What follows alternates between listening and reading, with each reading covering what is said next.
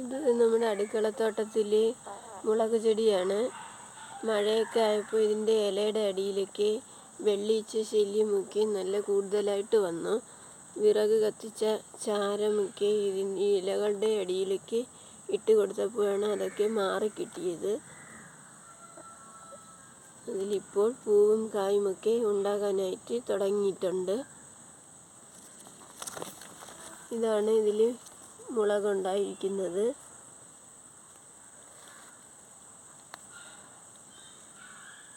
ഒത്തിരി ദിവസം കൊണ്ട് നിൽക്കുന്ന ചെടിയാണിത്. ഇതിലെ മുറ്റിയ തണ്ടൊക്കെ ഞാൻ ഒടിച്ചു മാറ്റിയിരുന്നു.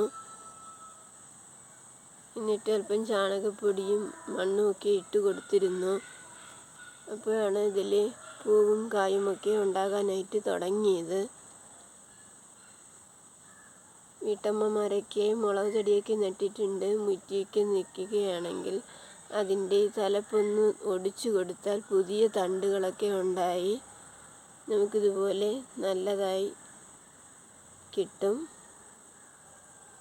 നമ്മുടെ അടുക്കള ആവശ്യത്തിനുള്ള മുളകും എല്ലാം ഇതിൽ നിന്നും നമുക്ക് കിട്ടും. മുളകൊക്കെ നട്ടു പിടിപ്പിക്കാത്ത വീട്ടമ്മമാരൊക്കെ ഇതുപോലെ വറ്റൽമുളകിൽ നിന്നും വിത്തെടുത്ത് പാകി പൊടിപ്പിച്ച് തൈയാക്കി ഇതുപോലെയൊക്കെ നട്ടാൽ നമുക്ക് ഇതിൽ നിന്നൊക്കെ വിളവെടുക്കാൻ കഴിയും. ഇതാണ് എൻ്റെ ഇന്നത്തെ വീഡിയോ. എല്ലാ വീട്ടമ്മമാർക്കും എല്ലാവർക്കും നന്ദി.